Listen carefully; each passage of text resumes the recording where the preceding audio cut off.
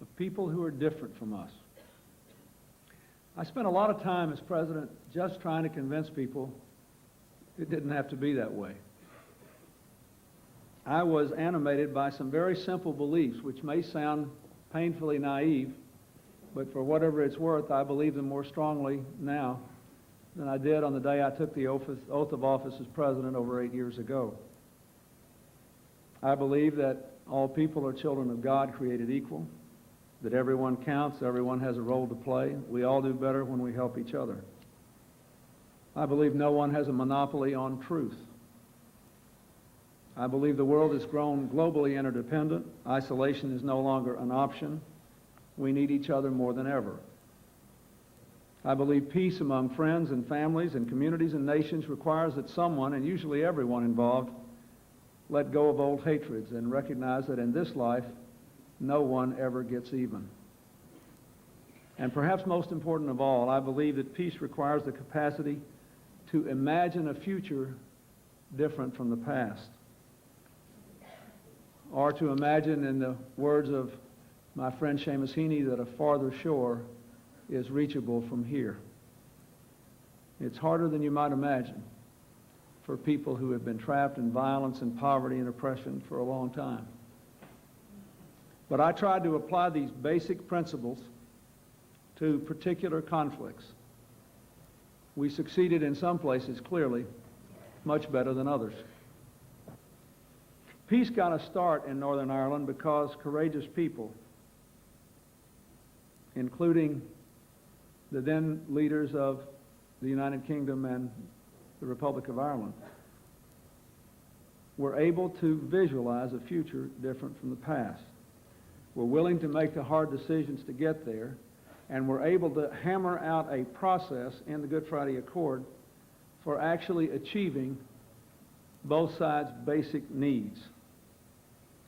The peace process in Northern Ireland is kind of like life. It's a journey, not a destination. But it's grounded in some very basic ideas: majority rule, minority rights, shared decision-making, shared economic benefits. It also recognizes the reality of interdependence by not only providing for ways for Catholics and Protestants to work together, but finding new mechanisms for partnerships between Northern Ireland and the rest of the United Kingdom, and Northern Ireland and the Irish Republic. It is likely to succeed because ordinary citizens feel the benefits of peace, greater security, and greater prosperity. Northern Ireland is now the fastest growing part of the United Kingdom, and the Irish Republic is the fastest growing country in Europe. Therefore, there is a powerful incentive not to turn back.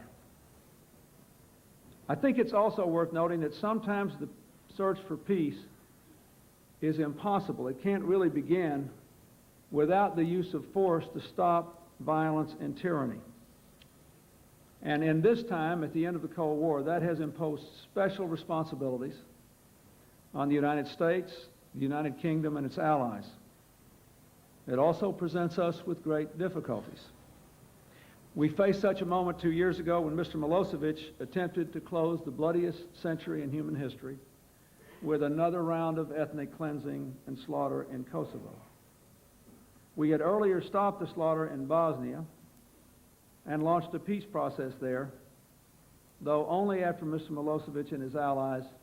And if we have a United Nations force that could do that, it may be what I was hoping we could do in the Middle East, is if we could get an agreement that, among other things, the parties would agree to have some multinational forces there along the Jordan River,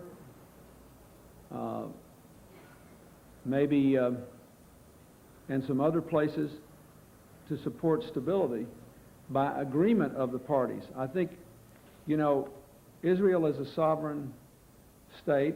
There is a peace process that had been laid out.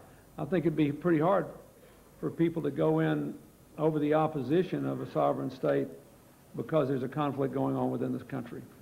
A number of people before our session here asked me to ask you whether you left office, or in the last couple of years, thinking maybe there was a Clinton doctrine, wondering if tonight you would say this is the way forward for conflict resolution. Do you think you've emerged with something which could be called or begin to look like a Clinton doctrine, rather like the Monroe Doctrine or Wilson moralism or whatever? Well, not the Monroe Doctrine, because we didn't assert a sphere of influence and then say we're going to stay out of everything else. What I tried to say was that in a world that is growing ever more interdependent, and for this brief, fleeting period of history when we were the world's only superpower, that we had a higher obligation than before to be involved wherever we thought we could make a difference without doing damage to the interests and the values and the mission of the United States, to do that, whether by the use of our military or our diplomatic resources. You know, for example, we were very active in the long process between Eritrea and Ethiopia. And in the end, the successful process, we worked very closely with the Algerians on that. Now, a lot of traditional foreign policy thinkers in America would say, well, who cares? Well, I cared a lot, but it never occurred to me that I should send an army there to get in a shooting war with both sides. I didn't think it was the right thing to do. You spent an enormous amount of personal time on the phone on India and Pakistan, for example, working the phones, putting pressure on, particularly during the Kashmir crisis a couple of years ago. How important was that deep personal involvement to bring particularly Pakistan back from the brink? Well,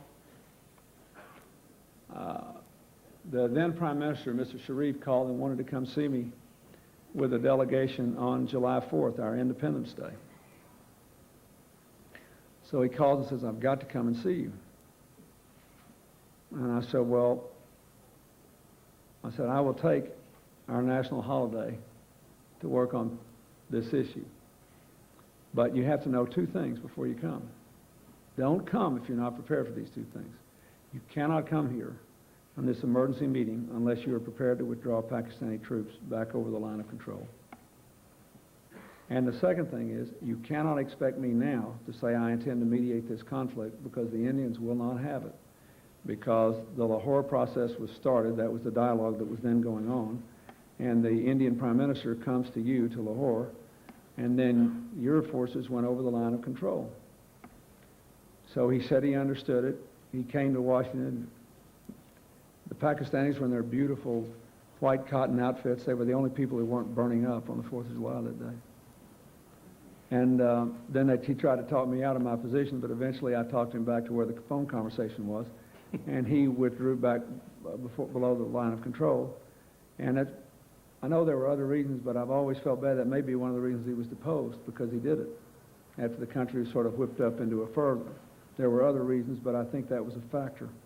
But he did the right thing, and the world should be grateful to him, because it's a very dangerous place, since both sides have nuclear weapons.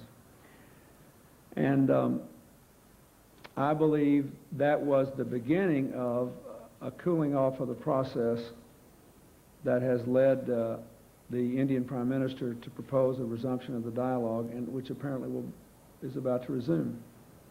But there's one where you asked me an earlier question. That's a good example where, you know, I would happily have spent more time on that than most other foreign policy problems, because I do consider it to be potentially the most dangerous place today. But if both sides don't want you, there's no point in being involved, because nothing's going to happen. Barbara Langstaff emailed us, how crucial are these psychological skills and the commitment of the peacemakers at a moment like that? Her emphasis was on psychological skills in working both sides, particularly in that instance, the Pakistanis, although her question was much broader than that. In other words, bringing back from the brink those determined to start a conflict, or who are already engaged and are trying to deepen that conflict. I think they're quite important. I think for just generally, when you're dealing with leaders and countries as a whole, you have to remember that they're a lot like dealing with people.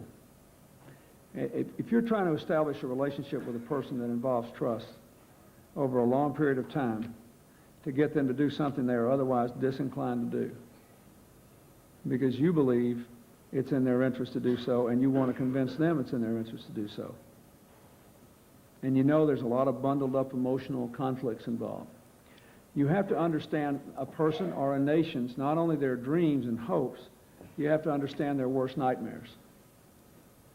I mean, why was NATO expansion, which we pulled off, hard for Russia to accept? Boris Yeltsin didn't dream that I would bomb him from a base in Poland. But the enduring nightmare of Russia is the invasion of Napoleon and the invasion of Hitler. So they feel claustrophobic if they're crowded. When I went to China and had this press conference with Jiang Zemin. First time he ever let anybody have a national TV press conference.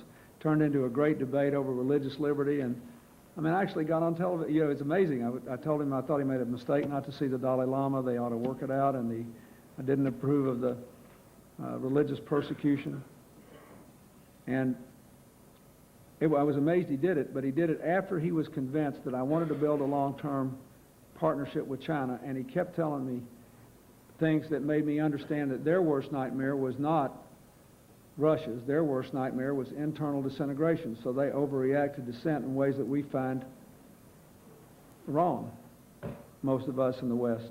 You worked, and it worked at the White Plantation on the Middle East, for example, but back in July, what happened in Camp David, in a way illustrates the heavy price for trying to prevent or trying to end a conflict. How much did you regret at that point bringing Arafat and Barak together at Camp David? Because many people actually say this cornered Arafat and ultimately led to Intifada 2.